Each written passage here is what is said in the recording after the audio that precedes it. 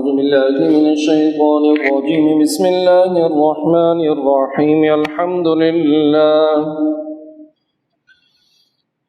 لله نحمده ونستعينه ونستغفره ونؤمن به ونتوكل عليه ونعوذ بالله من شرور أنفسنا ومن سيئات أعمالنا من يهده الله فلا مضل له ومن يضلله فلا هادي له ونشهد أن لا إله إلا الله وحده لا شريك له ونشهد أن سيدنا ومولانا محمدا عبده ورسوله أما بعد فأعوذ بالله من الشيطان الرجيم بسم الله الرحمن الرحيم ولما رأى المؤمنون الأحزاب قالوا هذا ما وعدنا الله ورسوله وصدق الله ورسوله وما زادهم إلا إيمانا وتسليما صدق الله مولانا العظيم وصدق رسوله النبي الكريم الأمين ونحن على ذلك لمن الشاكرين والشاهدين والحمد لله رب العالمين إن الله وملائكته يصلون على النبي يا أيها الذين آمنوا صلوا عليه وسلموا تسليما اللهم صل على سيدنا ومولانا محمد وعلى آل سيدنا ومولانا محمد وبارك وسلم وصل عليه الصلاة والسلام عليك يا سيدي يا رسول الله وعلى آلك وأصحابك يا سيدي يا حبيب الله مولاي صل وسلم دائما أبدا على حبيبك خير الخلق كلهم يا رب بالمصطفى بلغ مقاصدنا واغفر لنا ما مضى يا واسع الكرامين. رب کریم کا احسان اور اس کا کرم کہ آج کا جمعہ کا یہ بابرکت مبارک دن نصیب کیا. دعا ہے رب کریم سے کہ اللہ رب الکریم اس دن کا احترام کرنے کی توفیق عطا فرمائے. دعا ہے رب کریم سے کہ اللہ رب الکریم صحیح معنی میں حقیقی معنی میں رب کریم کی اطاعت فرما برداری کرنے کی توفیق عطا فرمائے. حضور اکرم صلی اللہ علیہ وسلم کی ذات مقدسہ پر کروڑہا بار درود، جن کے صدقے جن کے وسیلے ایمان کی دولت نصیب ہوئی کہ آپ وجہ تخلیق کائنات ہیں، جن کے لیے یہ بزم کائنات سجائی گئی ہے. دعا ہے رب کریم سے کہ اللہ رب الکریم آقا علیہ الصلوۃ والسلام کی اطاعت، حضور اکرم صلی اللہ علیہ وسلم کی فرما برداری کرنے کی توفیق عطا فرمائے. قرآن کریم سے سورہ احزاب کی آیت مبارکہ 22 پڑھنے کا شرف حاصل کیا ہے. اللہ رب الکریم ارشاد فرماتے ہیں اور جب مومنین نے دیکھا ان گروہوں کو تو کہنے لگے یہ اللہ رب الکریم کا وعدہ ہے جو اس نے ہم سے فرمایا ہے اور اس کے رسول نے جو ہم سے وعدہ کیا. پس اللہ رب الکریم کی جانب سے سچائی ثابت ہوئی اور اس کے رسول کی جانب سے اس کا کیا گیا وعدہ سچا ہوا، اور نہیں ہم نے اضافہ فرمایا مگر مومنین کے ایمان اور ان کے اسلام میں. یہ اس آیت مبارکہ کا ترجمہ ہے. اس سے قبل کہ ہم موضوع کی جانب چلیں، نئے ماہ ذیقعدہ کا آغاز قریب ہے. اب کیونکہ اس کے بعد جب ہم جائیں گے تو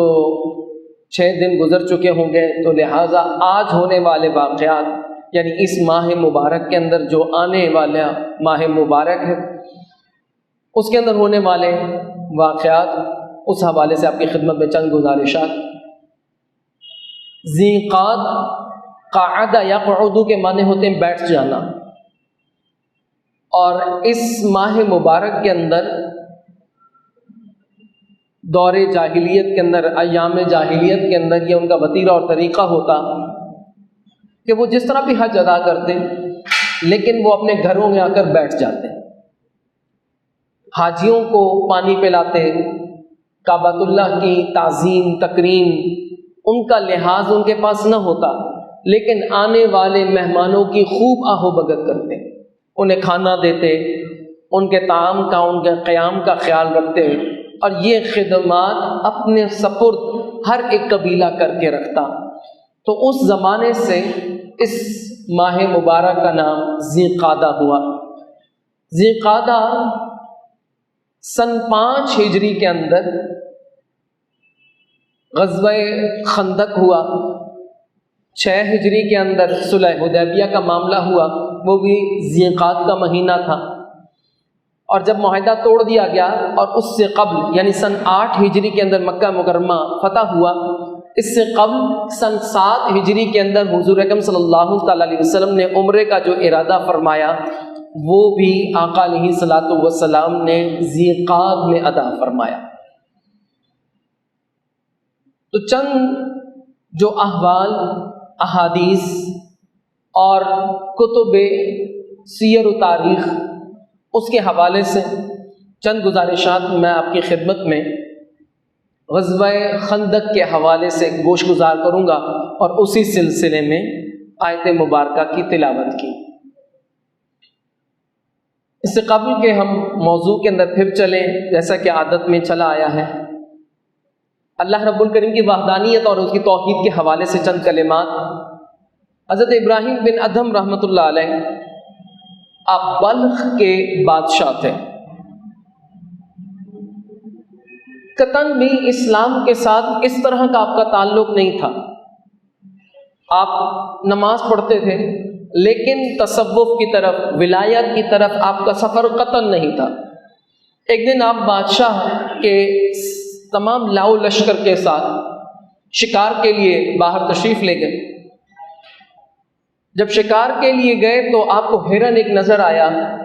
اور ہرن کے پیچھے آپ چڑھ دوڑے، قافلے سے الگ ہو گئے جو آپ کے ساتھ لاؤ لشکر تھا۔ حضرت ابراہیم بن ادھم رحمۃ اللہ علیہ نے جب اپنی ترکش میں سے تیر نکالا، کمان میں ڈال کر جب اس ہرن کو مارنے لگے تو اس ہرن نے حضرت ابراہیم بن ادھم رحمۃ اللہ علیہ کو خطاب کیا، اور اس ہرن نے کہا، اے ابراہیم بن ادھم، کیا رب کریم نے تجھے اس لیے پیدا کیا ہے کہ تو شکار کرتا پھرے؟ جب یہ بات ہرن نے کہی، اور پھر ہرن نے کہا کہ تیری تخلیق کا مقصد یہ نہیں جو تو کر رہا ہے، تیری تخلیق کا مقصد یہ ہے کہ تو رب کی عبادت کر، اس کی اطاعت کر، اس کی فرما برداری کر۔ حضرت ابراہیم بن ادھم رحمۃ اللہ علیہ جب آپ نے ہرن کے یہ کلمات سنے تو ہاتھ سے تیر بھی گیا اور دل کی کایا پلٹ گئی۔ اب جب واپس آتے ہیں تخت پر موجود ہیں، لیکن اب عبادت گزاری، رب کریم کی فرما برداری میں وقت گزر رہا، اپنے تخت پر براجمان ہیں، بیٹھے ہیں۔ ایک شخص آیا، بدو سا دیہاتی سا لگ رہا تھا، اور اس نے آتے ہی حضرت ابراہیم بن ادھم سے پوچھا کہ آپ کون ہیں؟ آپ نے اپنا تعارف کروایا، کہتے محل کے اندر آ کر تجھے کیا شاہی محل نظر نہیں آتا؟ میں بادشاہ ہوں۔ پھر حضرت ابراہیم بن ادھم رحمۃ اللہ علیہ نے استفسار فرمایا، پوچھا کہ کیسے آیا؟ اس شخص نے عرض کی، حضور میرا اونٹ گم گیا ہے، اونٹ ڈھونڈ رہا ہوں۔ حضرت ابراہیم بن ادھم رحمۃ اللہ علیہ نے فرمایا، کبھی محلوں میں بھی اونٹ ہوئے، جا صحرا میں جا کر ڈھونڈ، ایسے مقام پر ڈھونڈ جہاں پر اونٹ ملتے ہیں، اب یہاں کیا اونٹ کا کام؟ تو اس شخص نے حضرت ابراہیم بن ادھم رحمۃ اللہ علیہ سے فرمایا، اے ابراہیم بن ادھم، تجھے لو لگی ہے رب کی، تیرے دل کے اندر خواہش ہے کہ رب کی تلاش کرے، رب کی بارگاہ میں تو مقرب ہو، جستجو تجھے رب کی ہے، اور بیٹھا تخت پر ہے۔ جب یہ بات کہی تو اس دن آپ نے اپنا وہ تخت اور بادشاہت اور وہ شاہی لباس اتار دیا، گدڑی پہن لی اور پھر گدڑیاں سینا شروع کر دی۔ آپ کو اللہ رب الکریم نے بہت بڑا مقام عطا فرمایا۔ ایک دن آپ نے سفر فرمایا، سفر فرما کر کسی دوسرے ملک چلے گئے اور دریا کے گرد اس کے نزدیک بیٹھ کر گدڑیاں سی رہے تھے، ہاتھوں میں سوئی تھی۔ اس ملک کے بادشاہ کو خبر ہوئی کہ بلخ کا بادشاہ آیا۔ وہ حضرت ابراہیم بن ادھم رحمۃ اللہ علیہ کی خدمت میں حاضر ہوا، عرض کی، اس نے اپنی جانب سے رغبت دلائی کہ جو آپ نے کام سنبھالا یہ تو مولویوں کا ہے، فقیروں کا ہے، صوفیوں کا ہے، آپ تو بادشاہ ہیں، شاہی کام آپ نے چھوڑ دی ہیں۔ تو اس دوسرے ملک کے بادشاہ نے کہا، اے ابراہیم بن ادھم، میں نے سنا ہے آپ بلخ کے بادشاہ ہیں۔ تو حضرت ابراہیم بن ادھم رحمۃ اللہ علیہ نے فرمایا، ہوں نہیں تھا، اب نہیں۔ پھر اس بادشاہ نے کہا کہ جی حضور چھوڑیے، یہ کیا کام آپ نے ذمہ لے لیا ہے، اور عبادت کے لیے ابھی عمر پڑی ہے، وغیرہ وغیرہ 100 اور باتیں کہیں۔ حضرت ابراہیم بن ادھم رحمۃ اللہ علیہ جس سوئی کے ساتھ اپنی گدڑی کو سی رہے تھے، آپ نے اٹھا کر سمندر میں پھینک دی۔ سمندر میں پھینکنے کے بعد آپ نے سمندر کی مچھلیوں کو خطاب فرمایا، اے مچھلیوں، میری سوئی گم گئی ہے، کون ہے جو میری سوئی لے کر آئے؟ ابھی کیا دیکھتے ہیں کہ اس دریا میں سے یا سمندر میں سے مچھلیاں سونے کی سوئیاں لے کر منہ میں کھڑی ہیں۔ حضرت ابراہیم بن ادھم رحمۃ اللہ علیہ نے اس بادشاہ سے کہا کہ جب میں اس بادشاہت پر تھا تو میں لوگوں کے سروں پر حکمرانی کرتا تھا، رب کریم نے جب سے مجھے یہ بادشاہت عطا فرمائی ہے، اب میں دلوں پر اور مخلوق پر بادشاہت کرتا ہوں۔ تو اللہ رب الکریم کی بارگاہ میں جڑ جانے سے، آقا علیہ الصلوۃ والسلام کی اطاعت اور فرما برداری کرنے سے تب ہی معاملات میں درستگی پیدا ہوتی ہے کہ جب وہ سچ کے ساتھ زندگی گزارے، حق کے ساتھ زندگی گزارے۔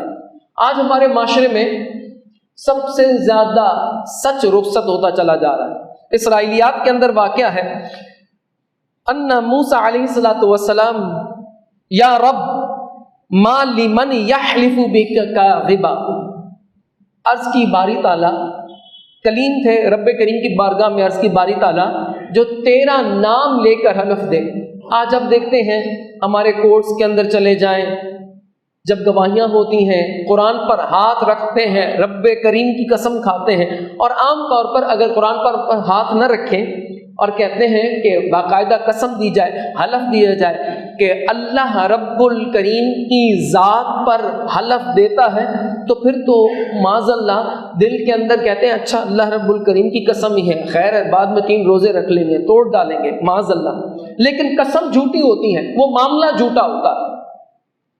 تو حضرت موسیٰ علیہ الصلوۃ والسلام نے رب کریم کی بارگاہ میں عرض کی، باری تعالیٰ جو تیرے نام کی قسم لے کر بات بیان کرے، لیکن بات بیان کرے جھوٹی، جس کا کوئی سر نہ پیر ہو اور وہ سراسر تیری بارگاہ کے اندر گناہ ہو، تو ایسے کے بارے میں، ایسے شخص کے بارے میں تیرے کیا اس کی سزا ہے؟ اللہ رب الکریم نے ارشاد فرمایا، قال اجعل لسانہ بین جمرتین احقابا، اللہ رب الکریم نے جواب دیا حضرت موسیٰ علیہ الصلوۃ والسلام کو، اے موسیٰ، جو میرے نام نامی اسم گرامی اللہ کی قسم جھوٹی کھاتا ہے، اپنے معاملے کو سدھارنے کے لیے، اپنے حق میں بات کو رکھنے کے لیے جب وہ ایسا معاملہ کرتا ہے، اللہ رب الکریم ارشاد فرماتے ہیں، جمرہ کہتے ہیں کوئلوں کو، انگاروں کو۔ جب آپ باربیکیو کرتے ہیں، پہلے کولوں کو اچھی طرح، وہ کوئلہ جب خوب اچھے طریقے سے جل چکا ہوتا ہے، خالی اس کی ایک رمق کپڑوں پر پڑ جائے تو کپڑے جل جاتے ہیں، اور وہی اس کی جو تپش ہے گوشت اس پر پکتا ہے۔ اللہ رب الکریم شاہ فرماتے ہیں جو زبان، ابھی اور عذاب کی بات نہیں ہوئی، آقا علیہ الصلوۃ والسلام کہ صدقے اللہ رب الکریم نے ہم پر جو انعامات عطا فرمائے، پچھلی امتوں کے احوال پڑھے، وہ جو گناہ کرتے یا ان کی پیشانیوں پر لکھ دیا جاتا یا ان کے گھروں کے دروازوں پر لکھ دیا جاتا۔ آج ہم صبح سے لے کر شام تک جھوٹ بھی بولتے ہیں، غیبت بھی کرتے ہیں، گناہ بھی کرتے ہیں، شریعت کے خلاف چلتے ہیں، لیکن اللہ رب الکریم کی یہ زمین ہمارا بوجھ برداشت کیے ہوئے ہیں، ہم پر عذاب نازل نہیں ہوتے، آسمان اپنے تمام تر وہ ذخیرے، وہ عذاب کے ذخیرے اپنے اندر سمو کر بیٹھا ہے، لیکن رب کریم کے حکم سے وہ تمام چیزیں رکی ہوئی ہیں۔ تو وہ رکی ہوئی ہیں آقا علیہ الصلوۃ والسلام کے صدقے۔ تو حضرت موسیٰ علیہ الصلوۃ والسلام، اسرائیلیات کے اندر روایت آتی ہے، اللہ رب الکریم فرماتے ہیں کہ میں 360 سال تک، احقاف کہتے ہیں 360 سال، 360 سال تک اس جھوٹی قسم اٹھانے والے کی زبان کو 2 انگاروں کے درمیان رکھوں گا۔ اور عذاب الگ ہے، قیامت کے دن رسوائی الگ ہے، لیکن حسی عذاب ہے، فزیکلی جو ٹارچر ہوگا، جو عذاب ہوگا رب کریم کی بارگاہ میں، وہ ادنا عذاب یہ ہوگا۔ حضرت موسیٰ علیہ الصلوۃ والسلام کو رب نے فرمایا کہ میں 360 سال تک اس کی زبان کو 2 انگاروں کے درمیان رکھوں گا، حضرت موسیٰ علیہ الصلوۃ والسلام فرماتے ہیں۔ اور پھر قال ربی فما علی من اقتطع مال مسلم بیمین فاجرہ، کہتے ہیں اور پھر حضرت موسیٰ علیہ الصلوۃ والسلام نے رب کریم کی بارگاہ میں عرض کی، باری تعالیٰ اس کا حال کیا ہوگا جس نے زمین کے ایک ٹکڑے کو لینے کی خاطر۔ اب انبیاء کرام علیہ الصلوۃ والسلام کو علم اللہ رب الکریم ایسا عطا فرماتا ہے، وہ علم ایسا ہوتا ہے جس کی کوئی حدود اور قیود نہیں ہوتی، کیونکہ رب کریم کی جانب سے جو ان کو علم عطا فرماتا ہے، وہ رب کریم چاہے جس کو جتنا عطا فرمائے۔ اور رب کریم ازل سے لے کر ابد تک، from the beginning of the time, یعنی جہاں وقت کا آغاز ہے، ٹل دا ڈے آف ججمنٹ، جب تک قیامت نے آنا ہے، اللہ رب الکریم کو ہر شے کا علم۔ تو موسیٰ علیہ الصلوۃ والسلام کے دل میں القاء کیا، اور حضرت موسیٰ علیہ الصلوۃ والسلام نے رب کریم کی بارگاہ میں عرض کی، یا رب، اے میرے رب، جس مسلمان نے جھوٹی قسم کھائی کسی مال کو لینے کی خاطر، کسی مسلمان کے مال کو جھوٹی قسم لینے کے ذریعے جھوٹی قسم کھا لی تاکہ اس کے مال غصب کر لے، تو اس کا کیا اجر ہوگا، اس کو کیا سزا دی جائے گی؟ اللہ رب الکریم فرماتے ہیں اقطع حظہ من الجنہ، اللہ رب الکریم فرماتے ہیں دنیا کے اندر اس نے کسی دوسرے مسلمان کے مال کو ہتھیانے کی خاطر جھوٹی قسم کھائی، اللہ رب الکریم فرماتے ہیں میں دنیا میں جس مسلمان نے دوسرے مسلمان کا مال کھایا جھوٹی قسم کے ذریعے، رب فرماتا ہے میں جنت میں اس کا حصہ غصب کر لوں گا، لے لوں گا بوجہ اس جھوٹی قسم کے، اور بدلے میں اس دوسرے مسلمان کو دے دیا جائے گا۔ آج ہماری تجارتیں کیا ہوتی ہیں، اگر کہتا ہے کسٹمر کہتا ہے کم کریں، وہ سیدھی ڈائریکٹ قسم کھا دیتے ہیں، اور جب لینے والا سنتا ہے کہ قسم کھا لی ہے تو سچا ہی ہوگا، وہ جتنی قیمت ہوتی ہے ادا کر دیتا ہے۔ ہم اول سے لے کر آخر تک، اور یہ اعجاز ہے انبیاء کرام علیہ الصلوۃ والسلام کا کہ انسانوں کی تربیت، ان کی تعلیم، ان کے احوال، ان کے کردار، وہ ہمیشہ ان کے مد نظر ہوتے ہیں۔ جب تک احوال اور کردار معاشرے میں نہیں بدلتے، معاشرے میں تبدیلی پیدا نہیں ہوتی۔ اولادیں کبھی بھی سچ پر گامزن نہیں ہو سکتی، اولادیں کبھی بھی کسی کا مال میں ہیر پھیر اور مال غصب کرنے میں دریغ نہیں کریں گی اگر اپنے بڑوں کو انہوں نے دیکھا کہ وہ ان کے مال کے اندر اسی طرح خیانتیں کرتے ہیں۔ اولادوں کو تربیت دی جائے سچ بولو، لیکن اگر وہ اپنے بڑوں سے، اور صرف والدین نہیں، اس سے مراد پورا معاشرے کے اندر اگر دور دارا ہو۔ اب آپ دیکھیں کہ معاشرے کے اندر شراب نوشی کس قدر بڑھتی چلی جا رہی ہے، معاذ اللہ، جس طریقے سے یہ ٹرینڈ اب رجحان پکڑتا جا رہا ہے،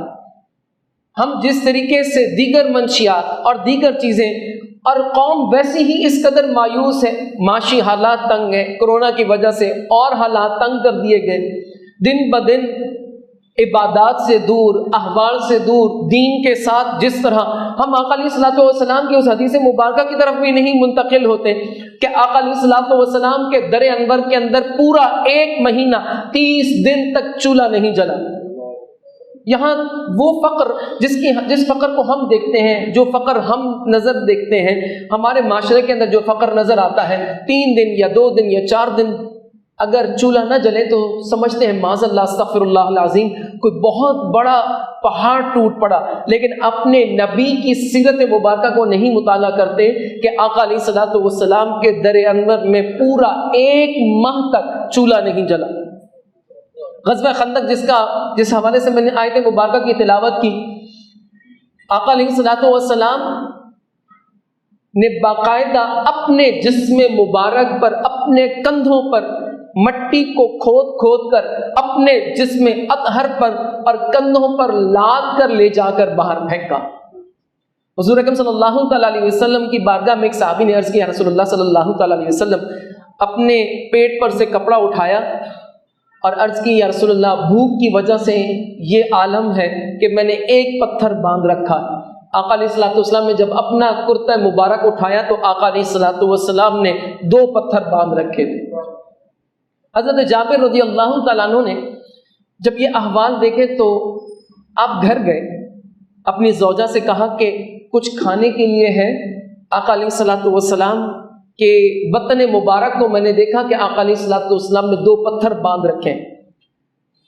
اس زمانے کی خواتین کی تربیت بھی دیکھیے، آج کی خواتین ہوتی ہیں تو وہ پہلے کہتی ہیں کہ ہم خود بھوکے ننگے ہیں، آگے کے دور کے لیے تیاری کریں، لیکن اس خاتون نے کہا کہ ایک بکری کا بچہ موجود ہے، اسے ذبح کر ڈالو، تھوڑا سا میرے پاس جو ہے میں اس کا آٹا بنا لیتی ہوں، حضور کے کان میں جا کر کہنا کہ آپ تشریف لے آئیں اور اپنے ساتھ 2-3 اصحاب کو ساتھ لے آئیں۔ حضرت جابر رضی اللہ تعالیٰ عنہ نے وہ بکری کا بچہ ذبح فرمایا، ذبح فرمانے کے بعد اپنی خاتون خانہ کو دیا، خاتون خانہ نے سارے معاملات دیگر کرنے لگے اور آقا علیہ الصلوۃ والسلام کے کان مبارک میں قریب جا کر عرض کی، یا رسول اللہ صلی اللہ تعالیٰ علیہ وسلم، معاملہ اس طرح ہے کہ گھر میں کھانے کے لیے کچھ نہیں، بس یہ ایک بکری کا بچہ اور کچھ ہمارے پاس آٹا ہے، وہ ہم نے تیار کر رکھا ہے، اور میری گھر والی آپ کے لیے کھانا بنانا چاہتی ہے، آپ بھی تشریف لے آئیں اور اپنے ساتھ 2 اصحاب لے آئیں، زیادہ نہ لائیے گا کیونکہ زیادہ کا کھانا نہیں۔ آقا علیہ الصلوۃ والسلام نے جو ہی یہ بات سنی، آقا علیہ الصلوۃ والسلام نے فرمایا آٹا گوندھ لو لیکن پیڑے مت بنانا، اس کو اسی طرح رہنے دینا، اور تنور میں بھی ابھی قطعاً کسی بھی طور پر روٹیاں مت لگانا، سالن پکا لو لیکن سالن پر ڈھکنا، اس دیگچی کے اوپر ڈھکنا ڈھک کر رکھ دینا اور کچھ تصرف نہ کرنا۔ آقا علیہ الصلوۃ والسلام کھڑے ہوئے اور فرمایا، اے مسلمانوں، انصار و مہاجرین، آج تمہاری جابر نے دعوت کی ہے۔ اب حضرت جابر رضی اللہ تعالیٰ عنہ بڑے پریشان ہوئے کہ اب یہ 1500 صحابہ کرام رضوان اللہ علیہم اجمعین یا 1000 کی تعداد ہے، کھانا 2 یا 3 کا ہے۔ اب گھر پہنچے تو اپنی خاتون خانہ کو فرمایا تو آپ کی خاتون نے کہا کہ تجھے سمجھ نہیں آئی میں نے تجھے کیا کہا تھا؟ تو حضرت جابر رضی اللہ تعالیٰ عنہ نے اپنی خاتون خانہ سے فرمایا، میں نے اسی طرح کہا تھا جس طرح تو نے مجھے کہا، میں نے حضور کی بارگاہ میں اسی طرح عرض کی۔ پھر وہ خاتون کہنے لگی کہ آقا علیہ الصلوۃ والسلام نے خود یہ بات فرمائی ہے؟ تو حضرت جابر رضی اللہ تعالیٰ عنہ نے فرمایا، ہاں خود انہوں نے یہ بات فرمائی۔ تو انہوں نے فرمایا کہ جب آقا علیہ الصلوۃ والسلام نے بذات خود یہ بات فرمائی ہے تو وہ زیادہ بہتر جانتے ہیں، پھر کچھ کہنے کی ضرورت نہیں۔ اب جب آقا علیہ الصلوۃ والسلام تشریف لائے، شام کا وقت، آقا علیہ الصلوۃ والسلام نے اس دیگچی پر سے ڈھکنا ہٹایا اور آقا علیہ الصلوۃ والسلام نے اپنا لعاب مبارک اس کھانے کے اندر ڈالا۔ آقا علیہ الصلوۃ والسلام پھر اس آٹے کی جانب آئے، اس کے دونوں کناروں سے پکڑا، کچھ پڑھنے کے بعد آقا علیہ الصلوۃ والسلام نے اس پر اپنی پھونک مبارک ارشاد فرمائی اور آقا علیہ الصلوۃ والسلام نے پھر اس پر اپنا لعاب مبارک چھڑکا۔ آقا علیہ الصلوۃ والسلام نے فرمایا، اب روٹیاں پکاؤ، تنور میں لگاؤ، تنور میں روٹی پک جانے کے بعد اس کو ٹوکرے کے اندر رکھ دو، اور جس باسکٹ کے اندر رکھنے کے بعد اسے ڈھانک کر رکھنا، قطعاً بھی اس کا کپڑا نہیں اٹھانا، اور اسی طرح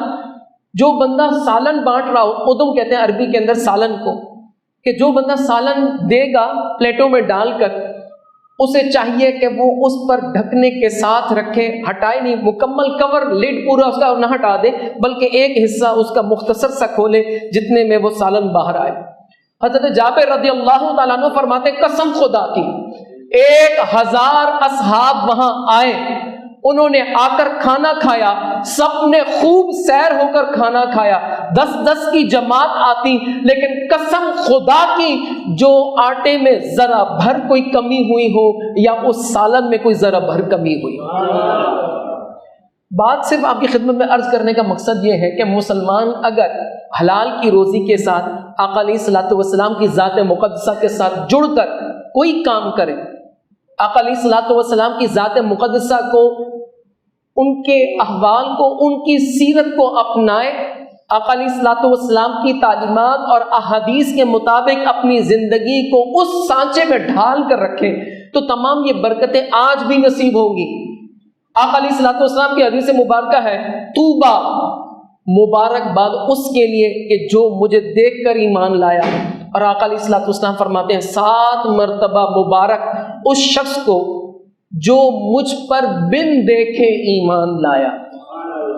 ہمارا شمار ان میں ہے، ہم نے آقا علیہ الصلوۃ والسلام کو نہیں دیکھا، صحابہ کو نہیں دیکھا، ہم احوال، ان کے ادوار، ان کے سیرت، ان کے کردار، ان کی تواریخ، ہسٹری کو پڑھتے چلے آئے، اور اللہ رب الکریم نے اسلام کی دولت سے مالا مال فرمایا۔ تو جب مومن معاشرے کے اندر رہتے ہوئے اقدار کا خیال کرتا ہے، احترام کرتا ہے، آقا علیہ الصلوۃ والسلام کی سیرت مبارکہ کو اپنے احوال و کردار کے اندر راسخ کرتا ہے، سچ کو داخل کرتا ہے، جس طرح کہ حدیث مبارکہ آپ کی خدمت میں نے عرض کی، حضرت موسیٰ علیہ الصلوۃ والسلام کا یہ قول کہ کتنی بڑی سزا ہے کہ 2 انگاروں کے درمیان یا چند ٹکوں کے عوض جب کوئی شخص دنیا کے اندر قسم کھاتا ہے، اللہ رب الکریم کی معاذ اللہ جھوٹی قسم کھاتا ہے، اگر اسے یہ خیال ہو جائے کہ اللہ رب الکریم جنت میں میرا حصہ غصب کر دے گا، نکال دے گا، تو پھر جرت نہ ہو کسی کی کہ کوئی شخص کسی دوسرے مسلمان کا حق مارے۔ صلح حدیبیہ ہی آپ اس کا منظر دیکھ لیجئے، 1500 صحابہ کرام رضوان اللہ علیہم اجمعین موجود ہیں۔ آقا علیہ الصلوۃ والسلام جب انہیں کہتے کسی کام کے لیے، وہ 15 کے 1500 اصحاب اس کام کی طرف دوڑ پڑتے۔ حضور اکرم صلی اللہ علیہ وسلم غزوہ خندق کے اندر جب موجود تھے تو حضرت سلمان فارسی رضی اللہ تعالیٰ عنہ نے عرض کی آقا علیہ الصلوۃ والسلام کی بارگاہ اقدس میں کہ یا رسول اللہ صلی اللہ تعالیٰ علیہ وسلم، ہمارے فارس میں جب جنگیں ہوتی ہیں تو وہ بڑی بڑی خندقیں کھود ڈالتے ہیں، بڑی بڑی خندقیں کھود ڈالنے کے بعد دشمن کے اوپر یہ بڑی ہیبت کا منظر ہوتا ہے، جس کی وجہ سے وہ معاملات میں اس طریقے سے ہوتے ہیں کہ جنگ کے اندر وہ بڑے فاتحانہ انداز کے اندر داخل ہوتے ہیں۔ آقا علیہ الصلوۃ والسلام نے یہ ٹاسک سونپ دیا حضرت سلمان فارسی رضی اللہ تعالیٰ عنہ کو اور دیگر اصحاب کو، اور انہوں نے پھر باقاعدہ طور پر خندقیں کھودنا شروع کر دی۔ بنی غطفان سے عبداللہ بن حصن بعد میں ایمان لے آئے، اور یہ دونوں، اور حارث بن عوف، یہ اس وقت تک ایمان نہیں لائے تھے جب آپ غزوہ خیبر کے اندر غزوہ خندق کے اندر آقا علیہ الصلوۃ والسلام کی خدمت اقدس میں آئے۔ قبیلہ غطفان کے یہ لوگ اور ان لوگوں نے محاصرہ کر رکھا تھا، 25,000 کی فوج خندق کے اندر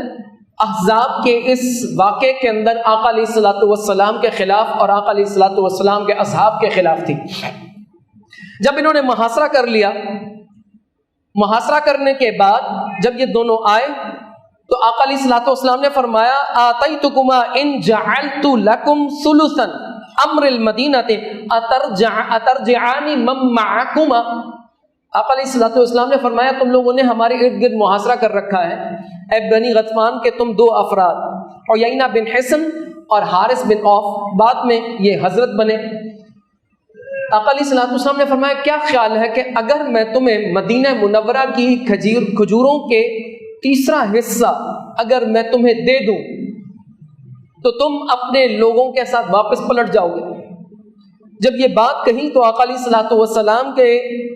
اس آفر کے جواب میں ان لوگوں نے ڈیمانڈ پیش کی، عیینہ بن حصن نے اور حارث بن عوف رضی اللہ تعالی عنہما، ان دونوں نے قال اعطنا نصف تمرات، عرض کرنے لگے، کہنے لگے حضور بات یہ ہے کہ ہم تیسرا حصہ نہیں لیتے، 1/3 نہیں لیں گے، ہم ہاف لیں گے، آپ اپنی کھجوروں کی پیداوار کا حصہ وہ آدھا دیں، تب تو ہم یہ محاصرہ ختم کریں گے۔ امام شامی رحمۃ اللہ علیہ نے سبل الہدا والرشاد اور دیگر امام قاضی ایاز رحمۃ اللہ علیہ نے دیگر کتب کے اندر اس واقعے کو روایت کیا، کہتے ہیں جب یہ بات ہوئی تو آقا علیہ الصلوۃ والسلام نے صاف منع فرما دیا کہ ہم آدھا حصہ نہیں دینے والے۔ آقا علیہ الصلوۃ والسلام کے درمیان عیینہ بن حصن اور حارث بن عوف کے درمیان بات طویل ہوئی، حتیٰ کہ یہ دونوں حضرت اس بات پر راضی ہو گئے کہ آقا علیہ الصلوۃ والسلام انہیں تیسرا حصہ دیں کھجوروں کا اور یہ محاصرہ ختم کر دیں۔ آقا علیہ الصلوۃ والسلام نے حضرت عثمان بن عفان رضی اللہ تعالیٰ عنہ کو بلوایا، وَأَحْضَرَ عثمان بن عفان رضی اللہ تعالیٰ عنہ الصحیفہ والدوات، آقا علیہ الصلوۃ والسلام نے ایک کاغذ بھی منگوایا، قلم اور دوات بھی منگوائی، اور حضرت عثمان بن عفان رضی اللہ تعالیٰ عنہ کو حکم دیا کہ آپ یہ معاہدہ لکھیں۔ اب جب یہ معاہدہ لکھ رہے تھے تو اسی دوران اب جب یہ ایگریمنٹ، یہ ٹریٹی، یہ پیکٹ لکھا جا رہا تھا، حضرت اسید بن حضیر رضی اللہ تعالیٰ عنہ داخل ہوتے ہیں، اور حضرت اسید بن حضیر رضی اللہ تعالیٰ عنہ کو معلوم نہیں ہے کیا معاملہ ہو رہا ہے، کیا لکھائی کی جا رہی ہے، کیا ہو رہا ہے۔ اب حضرت اسید بن حضیر رضی اللہ تعالیٰ عنہ ومعہ رمح، اور ان کے پاس ایک برچھا تھا، ایک نیزہ تھا، اور وہ فی الحدید جنگی لباس زیب تن کیے ہوئے تھے، جس طرح پرانے زمانے کے اندر جو سپہ سالار ہوتے ہیں، جو فوجی ہوتے ہیں، وہ باقاعدہ طور پر ایک لوہے کی زرہ پہنتے ہیں، وہ لوہے کی زرہ بھی پہن رکھی تھی اور ہاتھ میں نیزہ بھی موجود تھا۔ اسید بن حضیر رضی اللہ تعالیٰ عنہ جب آقا علیہ الصلوۃ والسلام کے اس گفتگو کے اندر شامل ہوئے، اس سے پہلے ابھی انہیں کچھ معلوم نہیں آقا علیہ الصلوۃ والسلام نے ان کے ساتھ کیا معاہدہ کیا، کیا معاہدہ نہیں کیا۔ ایک بات دیکھیں کہ عیینہ بن حصن نے ماد رجلیہ الی رسول اللہ صلی اللہ تعالی علیہ وسلم، عیینہ بن حصن نے انداز نشست اس کا بڑا گستاخانہ تھا، اس نے عیینہ بن حصن نے آقا علیہ الصلوۃ والسلام کی جانب اپنے پیر کیے ہوئے تھے۔ اب حضرت اسید بن حضیر رضی اللہ تعالیٰ عنہ نے آقا علیہ الصلوۃ والسلام کی بارگاہ اقدس میں یہ نہیں عرض کی کہ رسول اللہ میں نے سے بات کرنی ہے، فوراً کہنے لگے۔ اسید بن حضیر نے کہا اس وقت کہ اب وہ دیکھ رہے ہیں لکھا جا رہا ہے، کچھ لکھا جا رہا ہے، لیکن اب تک انہیں نہیں معلوم کہ کیا معاہدہ ہوا، کیا معاہدہ نہیں ہوا۔ یہ بھی انہیں معلوم ہے 25,000 فوج باہر وہ محاصرہ کر کے کھڑی ہے، ان کے پاس وہ سارے کے سارے آلات موجود ہیں، ہتھیار موجود ہیں، ویپنز موجود ہیں، جنگ کے لیے آئے ہیں، لیکن اس کے باوجود حضرت اسید بن حضیر رضی اللہ تعالیٰ فرماتے ہیں یا عین الحرس، کہتے ہیں آپ نے فرمایا اوے اے بندر، یہ کلمات امام شامی رحمۃ اللہ نے نقل فرمایا اتمد رجلیک بین یدی رسول اللہ صلی اللہ تعالی علیہ وسلم۔ حضرت اسید بن حضیر نے کہا او بندر تو آقا علیہ الصلوۃ والسلام کی جانب اپنے پیر کرتا ہے، کہتے ہیں ولولا مجلس رسول اللہ صلی اللہ تعالی علیہ وسلم، حضرت اسید بن حضیر کہتے ہیں مجھے آقا علیہ الصلوۃ والسلام کی مجلس کا خیال ہے، اگر آقا علیہ الصلوۃ والسلام یہاں نہ بیٹھے ہوتے لانفضت جنبک، کہتے ہیں مجھے آقا علیہ الصلوۃ والسلام کا حیا آتا ہے، نہیں تو میں تیرا پیٹ اپنے اس نیزے سے پھاڑ ڈالتا۔ وفی روایت لانفضت خصیتیک، اور آپ اس کا ترجمہ میں جس طرح میننگز کے ساتھ ترجمہ نہیں کروں گا، حضرت اسید بن حضیر نے کہا قسم خدا کی اگر یہ آقا علیہ الصلوۃ والسلام کی مجلس نہ ہوتی نا تو میں تیری پیشاب، چھوٹے پیشاب کی نالیاں کاٹ دیتا۔ اس قدر حضرت اسید بن حضیر رضی اللہ تعالیٰ عنہ کی غیرت دیکھیے آقا علیہ الصلوۃ والسلام کے لیے، آقا علیہ الصلوۃ والسلام کے ساتھ محبت دیکھیے، اور اس محبت کا کارنامہ دیکھیے کہ اللہ رب الکریم نے پھر انہیں وہ تمکنت، وہ عزت، وہ وقار عطا فرمائے کہ کسی بڑے سے بڑے دشمن کو صحابہ کے سامنے آتے ہوئے 100 دفعہ سوچنا پڑتا تھا۔ حضور اکرم صلی اللہ تعالیٰ علیہ وسلم کے یہ جان نثار صحابی حضرت اسید بن حضیر رضی اللہ تعالیٰ عنہ نے جب یہ بات کہی تو اس کے بعد حضرت سعد داخل ہوئے. حضرت سعد بن معاذ رضی اللہ تعالیٰ عنہ جب وہ تشریف لائے تو انہوں نے آقا علیہ الصلوۃ والسلام کی خدمت اقدس میں عرض کی، یا رسول اللہ صلی اللہ تعالیٰ علیہ وسلم یہ معاملہ کیسا ہے کہ آپ کیسے معاہدہ فرما رہے ہیں؟ آقا علیہ الصلوۃ والسلام نے فرمایا، اے سعد میں چاہتا ہوں کہ میں تم پر تکلیف کو کم کروں، اور میں نے کھجور کے تیسرے حصے کی پیداوار کے عوض معاہدہ کر لیا ہے کہ یہ ہمارا محاصرہ ختم کر دیں. اب حضرت سعد بن معاذ رضی اللہ تعالیٰ عنہ نے آقا علیہ الصلوۃ والسلام کی خدمت اقدس میں عرض کی، یا رسول اللہ صلی اللہ تعالیٰ علیہ وسلم اگر آپ اجازت دیں تو میں کچھ عرض کروں؟ آقا علیہ الصلوۃ والسلام نے فرمایا اجازت ہے. حضرت سعد بن معاذ رضی اللہ تعالیٰ عنہ فرماتے فقال یا رسول اللہ صلی اللہ تعالیٰ علیہ وسلم وقد كنا وهؤلاء على الشرك وعبادة الاوثان. عرض کرنے لگے، یا رسول اللہ صلی اللہ تعالیٰ علیہ وسلم ہم اور یہ لوگ تو ایسے تھے کہ ہم تو شرک میں تھے اور معاذ اللہ اپنے ہاتھ کے بنائے ہوئے بتوں کی عبادت کرتے تھے، ان کے سامنے سر جھکاتے تھے. لا نعبد اللہ ولا نعرفہ، ہم تو اللہ کی عبادت بھی نہیں کرتے تھے نہ اللہ کو پہچانتے تھے. وَهُمْ لَا يَطْمَعُونَ أَن يَأْكُلَ مِن مَّدِينَتِنَا تَمْرَةً. عرض کرنے لگے، یا رسول اللہ جب ہم ایک دوسرے کے ساتھ تعلق رکھتے تھے، بتوں کی عبادت کرتے تھے، رب کو نہیں پہچانتے، تو اس وقت بھی ان کی جرت نہ ہوتی کہ یہ ہمارے شہر مدینہ سے ایک کھجور لے لیں بغیر کسی معاوضے کے، الا قرن او بیعا، یا کہ ہم تحفہ دیتے یا یہ ہم سے خرید لیتے. عرض کرنے لگے، اکرمنا اللہ بالاسلام، اللہ رب الکریم نے ہمیں عزت شرف عطا فرمایا اسلام کے ساتھ. وہدانا لہو، اور عرض کرنے لگے کہ اللہ رب الکریم نے اس اسلام کے ذریعے ہمیں ہدایتیں عطا فرمائی. وعزنا بک، اور اے حبیب مکرم صلی اللہ تعالی علیہ وسلم ہمارے رب نے آپ کے صدقے ہمیں عزتیں عطا فرمائی، شرف عطا فرمایا. عرض کرنے لگے کہ اب ہم انہیں اپنا مال دیں گے، نعطی من اموالنا، کہتے ہیں واللہ لا نعطی من اموالنا، اللہ کی قسم ہم انہیں اپنے مالوں میں سے ٹکا نہ دیں. پھر کہنے لگے واللہ ما لنا بہذا من حاجت فواللہ لا نعطیہم الا سیفا. عرض کرنے لگے آقا علیہ الصلوۃ والسلام کی بارگاہ اقدس کے اندر، یا رسول اللہ ہمیں نہ ایسے معاہدے کی ضرورت،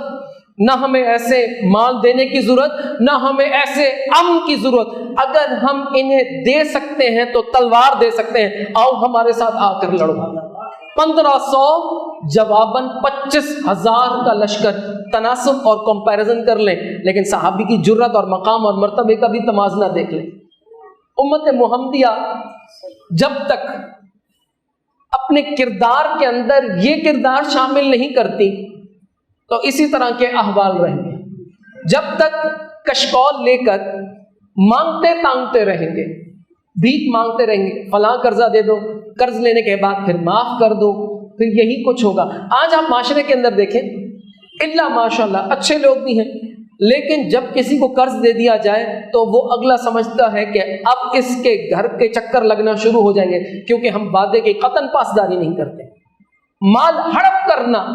اولین مقصد ہے. تو ہم نیچے کو دیکھیں، اوپر والے، پہلے کہتے تھے اوپر والے سدھر جائیں تو نیچے والے سدھر جائیں گے،